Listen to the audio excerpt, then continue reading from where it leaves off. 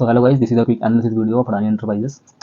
I'm making this video because I also have a position in Adani Enterprises. I have a long position. I bought December future at this price, which is 3040 level. After this rally, I bought this stock in FOMO without even looking at chart. So you don't make the same mistake. That is why I'm making this video. So if you are also planning a fresh entry in this stock, you can consider this video. Let's start. Let's have a quick analysis. So daily time frame में चलते हैं। Daily time frame में चल के हम देखते हैं इसमें चल क्या रहा है। बेसिकली यहाँ पे अगर आप देखोगे तो 27-28 जनवरी के पास में हिंडनबर्ग की रिपोर्ट आई थी, जो कि उन्होंने एलिगेशंस लगाए थे, फ्रॉड के एलिगेशंस अडानी के ऊपर में। यहाँ से 70% स्टॉक फॉल किया था। उसके बाद में काइंड ऑफ यहाँ पे डबल बॉटम बनाया स्टॉक ने। डबल बॉटम बना करके स्टॉक जो है यहाँ से एक फ्रेश बायर्स यहाँ पे फ्रेश बायर्स एंटर हुए थे, क्योंकि बहुत चीप प्राइस से मिल रहा था स्टॉक। तो फ्रेश बायर्स एंटर हुए, एक अच्छी रैली थी यहाँ से 70 से 80% की एक क्विक रैली थी। उसके बाद में आप देखो यहाँ से एकदम बिल्कुल साइडवेज हो गया। फिर काफ़ी दिन तक कम से कम 3 महीने तक स्टॉक साइडवेज रहा। उसके बाद में फिर एक ब्रेकआउट आया। ब्रेकआउट के बाद में एक अच्छी खासी रैली थी। ये ब्रेकआउट क्यों आया था? मई का टाइम है, यहाँ पे सुप्रीम कोर्ट की कुछ रिपोर्ट्स आई थी, उसकी वजह से यहाँ पे एक ब्रेकआउट आया था। एंड उस ब्रेकआउट के बाद में फिर एक करेक्शन आया। बेसिकली करेक्शन ही प्राइस करेक्शन था, प्रॉफिट बुकिंग थी। उसके बाद में अगेन यहाँ से आप देखोगे तो पूरा फिर कंसोलिडेशन पीरियड में चला गया। यहाँ से ये 4-5 महीने फिर पूरा कंसोलिडेट रहा। फिर उसके बाद में एक यहाँ से ब्रेकआउट आया अगेन, और इसको हम कंसिडर कर सकते हैं एज अ यहाँ पे इसको हम एज अ जो है प्राइस करेक्शन, और you can say it profit booking consider कर सकते हैं। बिकॉज यहाँ पे जो ये ब्रेकआउट आया, यहाँ से यूएस ने जो है सारे एलिगेशन क्लियर कर दिए थे। हिंडनबर्ग के जो भी एलिगेशन इन्होंने अडानी के ऊपर लगाए थे वो सारे के सारे हटा दिए थे। तो इसकी वजह से यहाँ से एक ब्रेकआउट आया, अच्छी रैली थी 25% के आसपास में। उसके बाद में एक यहाँ प्राइस का करेक्शन आया, प्रॉफिट बुकिंग है। तो अब आवरली टाइम फ्रेम पे चलकर देखो, चार्ट का नेचर तो मुझे ये बता रहा है कि अब इस रैली के बाद में प्राइस करेक्शन हो चुका है जितना होना था मेरे हिसाब से। उसके बाद में अब यहाँ से हो सकता है साइडवेज हो जाए, महीने 2 महीने 3 महीने। एंड जो इलेक्शन के रिजल्ट आएंगे, ऑफकोर्स अडानी ग्रुप के अंदर जो है इलेक्शन या बीजेपी के फैक्टर तो रहता ही है। तो आफ्टर इलेक्शन ये स्टॉक यहाँ से आगे ने क्विक रैली दे सकता है। मतलब जो इसका पुराने लेवल है यहाँ से लेके यहाँ तक के अगर आप देखोगे 4000 का जो लेवल है, मुझे लगता है ये 4000 का लेवल जो है ये इलेक्शन के बाद ही आएगा। यहाँ से स्टॉक 2-3 महीने हो सकता है साइडवेज हो जाए। फिलहाल तो चार्ट का नीचे यही गया। बाकी अब 60 मिनट टाइम फ्रेम में चल के देखते हैं वाले टाइम फ्रेम पे कि क्या हो रहा है। सेम जैसे मैंने आपको बताया, एक रैली, उसके बाद में साइडवेज, फिर एक क्विक रैली, उसके बाद में अगेन साइडवेज। यहाँ पर एक मैं आपको दिखाऊँ, यहाँ से यहाँ तक एक पैरेलल चैनल के अंदर चल रहा था।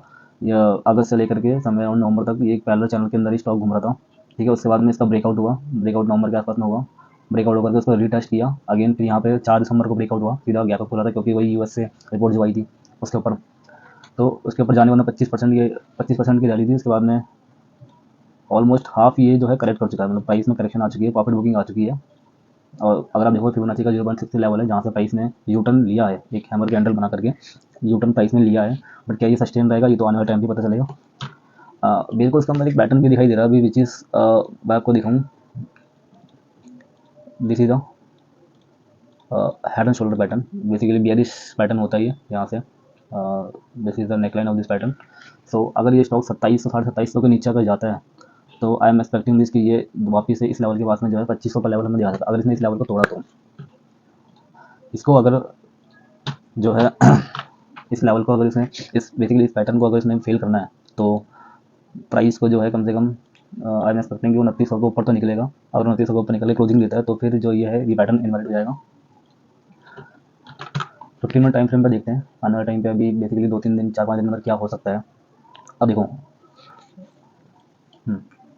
डन। सो यहाँ से एक क्विक रैली आई, ठीक है। क्विक रैली के बाद में एक यहाँ से मैं कह सकता हूँ प्रॉफिट बुकिंग थी, not a correction. This is we can not say that this is a correction, this is a purely profit booking. So this was the demand zone, जहाँ से एक आप देखो यहाँ से जो क्विक रैली आई, ठीक है। उसके बाद में जो है प्रॉफिट बुकिंग आई, बट यहाँ अगेन प्राइस अच्छा मिला तो बायर्स यहाँ से और एंटर हुए थे। तो अब इसके बाद में स्टॉप इस लेवल के पास में जो है यहाँ से जाकर के एक करेक्शन आया हमारे पास में, basically again not a correction, profit booking I. And एक तो ये इसका डिमांड जोन है जहाँ से प्राइस ने यू टर्न लिया हुआ है। अगर फर्दर ये प्राइस टूटता है तो मैं आई एम एक्सपेक्टिंग कि एक जो 2500 का जो लेवल है जो हमने अभी वाले टाइम फ्रेम पर डिस्कस किया था, यहाँ तक ये स्टॉक आ सकता है, which is head and shoulder. अगर आप देखोगे इसको तो ये kind of head and shoulder बना ही रहा है। तो अगर इसका ब्रेकआउट होता है तो मैं एक्सपेक्ट करूँगी 2500 के लेवल तक स्टॉक जरूर आएगा। एंड एक चीज़ और भी है इसके अंदर जो मुझे दिखाई दे रही है, मैं आपको दिखाता हूँ। ये यहाँ से जो रिवर्सल आया हुआ है, ये रिवर्सल एक ट्रेंड लाइन के बेसिस पे भी हम कह सकते हैं कि ट्रेंड लाइन के बेसिस पे भी रिवर्सल आया हुआ है। एक अप मूव, डाउन मूव, यहाँ से जो है प्राइस ने सपोर्ट लिया ट्रेंड लाइन के ऊपर, अभी एक यहाँ से ऊपर निकल रहा है, राइट। हो सकता है ये अगर बिल्कुल अगर ये trend line valid trend line बन रही है तो ये हमें 3000 तक का लेवल दिखा सकता है अगेन, फिर इस ट्रेंड लाइन के ऊपर हो सकता है साइडवेज जाए, यहीं से वापस सपोर्ट लें। हमें ऑलरेडी 2 कनेक्टिंग पॉइंट मिल चुके हैं, 1 and this is the second connecting point. तो अगर ये ट्रेंड लाइन वैलिड है तो price has to reverse from here, जो कि हमें दिख भी रहा है कि रिवर्स हो चुका है। अब आने वाले सेशन से मालूम पड़ेगा एक्चुअली में क्या हो सकता है इसके अंदर। सो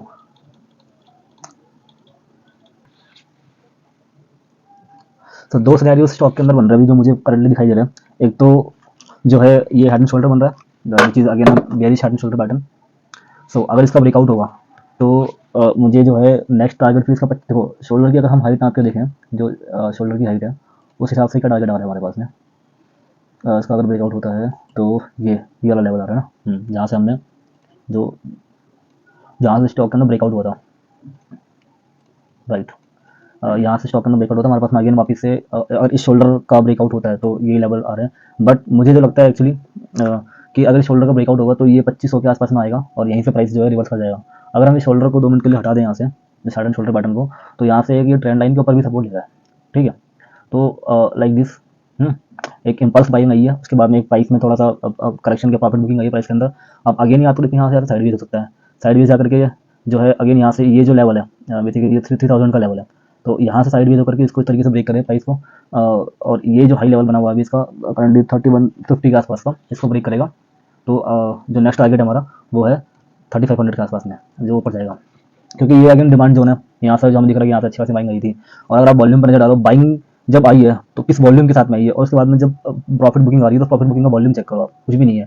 छोटे मोटे जो रिटेलर्स है वो उन्होंने अपना प्रॉफिट बुक किया है यहाँ पे। अभी जो बड़े प्लेयर्स हैं उन्होंने प्रॉफिट बुक ही नहीं किया, उन्होंने यहाँ से बाइंग स्टार्ट करी है, उन्होंने अभी तक माल बेचा नहीं जो मुझे नजर आ रहा है, ठीक है। यहाँ से प्राइस में जो करेक्शन आया है, प्रॉफिट बुकिंग आई है, वो छोटे मोटे प्लेयर्स के द्वारा ही आई है, ठीक है। अब एक प्राइस सही जोन पे आ चुका है, ठीक है। यहाँ से अगेन एक बड़े प्लेयर को अच्छा प्राइस मिल गया, जो यहाँ से वो अगेन एक बाइंग कर सकते हैं और ऊपर तक के लिए बड़े टारगेट के लिए, जो कि हमने डिस्कस किया था कि 4000 तक का लेवल है, वो भी हमें देखने को मिल सकता है इसके बाद में। और अगर यहाँ से ये ब्रेक करता है अगेन, जैसे हेड एंड शोल्डर में डिस्कस किया था, अगर यहाँ से ब्रेक करता है तो ये तो डेफिनेटली डिमांड एरिया है जहाँ से अच्छी खासी बाइंग आएगी, ठीक है। अगर आप प्लान कर रहे हैं दोबारा स्टॉक को बाय करने के लिए तो 2 एरिया है, एक तो ये 2700 का लेवल जो है, यहाँ आप इसको कंसिडर कर सकते हैं बाई करने के लिए। और दूसरा ये अगर यहाँ से ब्रेक करता है तो 2500 के आसपास जो है एक अच्छा बाइंग अपॉर्चुनिटी बनेगी। तो आप इसको डिवाइड करके बाइंग कर सकते हैं। जैसे आपने अगर 1000 क्वांटिटी ले ली है तो 500 यहाँ ले ली या 400 यहाँ ले ली, फिर कुछ क्वांटिटीज यहाँ ले ली। फर्दर अगर प्राइस ब्रेक करता है तो फिर कुछ क्वांटिटी यहाँ ले ली। वैसे मुझे लगता है कि इतना प्राइस ही ब्रेक नहीं करेगा, ठीक है। मुझे नहीं लगता कि इतना प्राइस ही अभी इसका नीचे आएगा। और विच आई एम एक्सपेक्टिंग कि यहाँ से ये साइड वेज हो जाए, ठीक है। 2-3 महीने जो भी फिर इलेक्शन के जो भी रिजल्ट आएंगे वहाँ से जो है ये यहाँ से इस तरीके से साइड वेज होकर के 3000 के लेवल के बीच में घूमता रहे, ठीक है। और नहीं 3000 के लेवल के बीच में घूमेगा तो ये जो हाई बनाएगा 3150 का, इसके अंदर ही प्राइस घूमता रहे। और फिर लाइक जैसे इलेक्शंस के रिजल्ट आने स्टार्ट होंगे या फिर और कोई हटाने के लिए न्यूज़ आई, क्योंकि स्टॉक न्यूज़ बेसिस पे बहुत चलता है, फिर अगेन यहाँ से जो स्टॉक जो है निकल सकता है अगेन अपने 4000 के लेवल टच करने के लिए। तो फ्रेश बाइंग तो अभी मेरे हिसाब से बन रही है, अगर जिसको लेना वो कंसिडर कर सकता है ऐड करने के लिए यहाँ पे कुछ क्वांटिटी के साथ में। फर्दर प्राइस ब्रेक करता है तो कुछ क्वांटिटी वो यहाँ ऐड कर सकता है, बाकी आप अपने हिसाब से देख सकते हैं। तो यही था इसका एनालिसिस था एंटरप्राइज का। Thank you.